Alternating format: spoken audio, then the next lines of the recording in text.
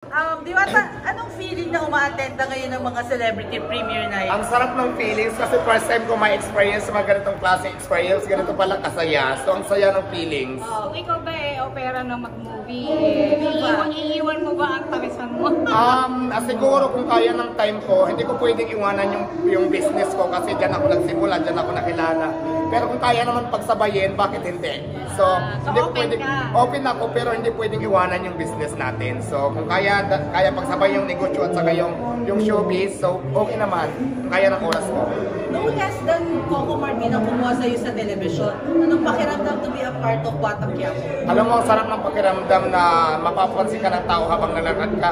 Ay, Frida, napanood ka sa Batang Quiapo. So, ang sarap ng feelings na may mga gumagano na sa akin na dati namang wala. So, yun. Pero kamusta ang trato sa set, especially ni Direk mo? Ay, napakabait ni Coco Martin. Actually, ako na nga lang nahiya kasi hindi naman ako sanay na. Kasi dati, kasi di ba napapanood ko lang sila. Tapos, minsan nga sa mga eksena, sa sobrang excited ko at saka natitensa ako. Kasi nga di ba yung iniidolo mo dati, kaharap mo na, ka-eksena mo pa. So, ang sarap ng feeling, saka napakabait ni Coco Martin. Kasi minsan pag kinakabahan ako, hindi ko mabitawan yung linyahan ko. So sabi niya, relax ka lang, ganito ang gawin mo. Ganon siya kabait, kumbaga parang tinuturuan ka niya para mawala yung nervous mo. So ganon siya kabait, ganon kabait si Coco Martin. Maganda ang feedback sa'yo, pero meron din hindi maganda. Yung kunyari, the way ka mag-deliver ng lines, anong gusto mong sabihin sa mga medyo siguro hindi mo na... Siguro kasi ako talaga, ito yung accent ko kasi Bisaya po ako, Waray ako. So hindi na talaga to siguro matatanggal, pero kaya naman i-improve pa. Pero yung accent talaga normal na to sa akin. So ngayon kung mayroon man hindi pa dapat doon na-improve, kung kayang improve, madali lang naman yan. So, pati sa acting. Pati sa acting, okay. Willing ka daw ba mag-workshop kay OG Diaz? Yung offer daw niya for free. Willing naman, pero syempre diba kung kaya nga din ang oras ko kasi busy po tayo, mas nakatutok ako at hands-on po ako sa aking negosyo talaga.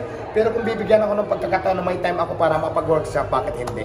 So kung sakali ba magiging seryoso ka sa acting pag mayroong naging offer sa pelikula? Depende po kung operan tayo ng acting, kung ano man yung roles na ibibigay sa atin ng director. So willing naman ako pag-aralan lahat yan. May tawag dito, si Direk Daryl magkakilala ba kayo personally? Actually, personally hindi po. Pero yung ibang mga friend ko, parang friend si Daryl Yap, sila nga po yung nag-contact sa akin na parang doon ako pinuntan. Sino ang dream mo makasama sa pelikula o sa television? Siyempre si Coco, I'm sure isa yan sa mga pinangarap mo. Sino pa ang gusto mo makasama sa siyempre yung mga magagaling na mga actors natin, mga actress, kaya katulad nila Marian Rebe, ay mga tawag dito sa lalaki naman sila, sino ba itong mga Gabby Concepcion, mga ganyan, Yolo Pascual, yung mga ganon, kasi di ba dati pinapanood ko lang sila, pero siguro kung mabibigyan ako ng chance para makasama sila, so why not, di ba? Alam mo, Diwata nga ngayon na first person yung napaka-humble ka, hindi ka naman yung lumaki, uno dahil sa success mo. Ano ang nagpapanatili sa'yo na yung paa mo nasa lupa? Siyempre kasi, di ba wala naman nagbago, siguro kung nagkaroon lang ng kaunting, di pa naman din talaga ako mayaman, wala naman magbabago. Alam mo yun, nagkakaroon lang tayo ng issue, lalo na doon sa mga basher, pero wala akong pakialam kasi sabi ko nga, wala naman akong ginagawang masama, wala akong taong inagrabyado, wala akong inapakan na tao, alam malaban ako ng patas sa pamaraan, so hindi ko sila intindihin kasi hindi naman yung makakatulong sa akin eh. So, hindi lumaki yung ulo ko, sinasabi nila kasi minsan maraming bashing ngayon sa social media, so I don't care. Wala akong pakialam sa kanila kasi in the first place, hindi ko naman sila kilala. Hindi naman ako humingi ng tulong sa kanila. Bagkus gumagawa ako at tumatayo ko sa sarili kong paan. Hindi ko sila piniperwisyo. At may mansion na binigay si Rosemar, di ba? Nakatira ka na ba doon? Hindi siya mansion actually. Container van siya. Tapos ginagawa ko siyang office tulugan ngayon. So malaking bagay din to para sa akin na binigay sa akin ni Rosemar. So malaking bagay kasi dati sasakyan na ako natutulog kasi medyo malayo ang bahay ko sa tindahan ko. Eh syempre pagod na din, tapos kailangan magpahinga, minsan hindi na kaya ng katawan. So sakyan lang natutulog. May nabigyan tayo ng hindi siya bahay pero ginagawa ko na siyang bahay. Oo. Pero yung cash? Yung cash, syempre, tinabi ko muna siya for savings kasi gagamitin ko sa sabi ko pag kailangan talaga. Yes.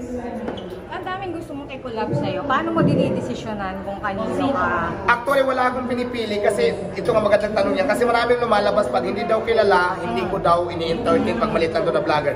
Ako, maliit man o malaki, willing ako na wala tayong pinapaboran. Kaya lang kasi napapanood nila, kadalasan na nagpapa-interview ako yung mga kilalang vlogger, mga kilalang content creator o personalidad kasi naka-schedule yan sila, may appointment. So lahat naman yan, kung may appointment, kasi kaya nga may appointment kasi minsan may ma-skip ako na gusto ko kung anong araw na wala akong lakad, wala akong appointment, so para ma-entertain ko. So, ganun ko siya nahahati yung mga naipag-collab sa akin. Willing naman ako kahit sino, kilalang vlogger ka mo, hindi ka makilala. Basta kaya ng oras ko sa schedule ko, bakit hindi? So after this fever, Diwata fever, iba talaga yung popularity mo ngayon. Ano ang sa tingin mo magiging buhay mo na? Ito ka na, celebrity ka na eh. basta ako kasi patuloy lang ako sa mga pangarap ko sa buhay as long as sabi ko na mayroon na nag-o-offer sa akin na magandang opportunity para sa buhay ko. So go lang ako ng go. Basta kaya ko. Ilang parisan ang gustong Ilang magkaroon? branches? Actually, ang target ko 50 branches within 5 years. So hopefully na mangyari. Mayroon tayong 2. So mayroon pa tayong 48. So, Sa yun. hometown mo? Sa hometown mo, magtatayo ka ba? Saan ka nang galing? Actually kasi sa amin hindi pwedeng dalhin yung pares ko doon kasi sa bundok kasi kami nakatira eh. Ang mga tao doon ilang piraso lang din tapos magkakilala pa kami. Sa city. Siguro sa city kung mabibigyan ako ng pwesto doon at pagkakataon, bakit hindi? Okay? Maraming Kailan ang opening ng Quezon City branch? Ayan, ang opening po ng Quezon City branch ko ay June 2, araw po yan ng linggo. So siguro mga 8 or 10 ng umaga magkakating dari po na. Okay, thank you.